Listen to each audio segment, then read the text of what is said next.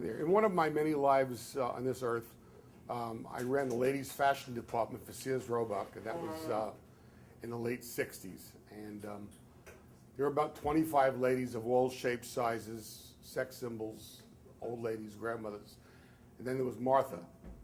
And Martha came to work 3 out of 5 days with body odor. And I didn't want to tell her. So I had this great idea. I'm going to have a group meeting about hygiene. Come on, you know.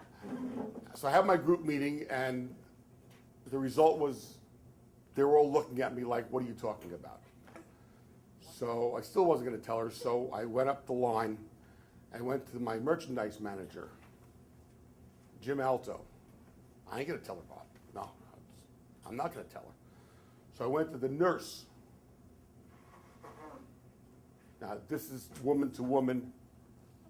I'm not going to tell her, Bob. So I went to the store manager. It's your department, Bob. You got to tell her. So I thought about it, and I thought about it. I had one more meeting about hygiene to see if that would work the second time. The same result the second time. So finally, I brought Martha into my office. I sat her down, and I sort of had a one-on-one hygiene meeting with her. I didn't want to tell her either, you know. And she was looking at me the same way. And finally, I came out and I said, do you know why I had that meeting the other day? She says, well, I have an idea why. And she says, do you want to tell me? I says, well, Martha,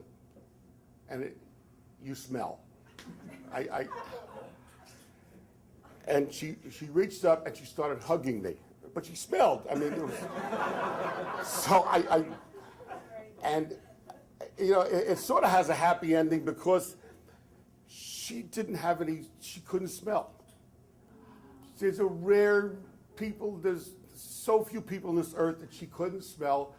And she said she doesn't know when it's happening, so she would love it if I told her when she smelled. So I promised her from now on, I would tell Martha whenever she smelled. And that's my story.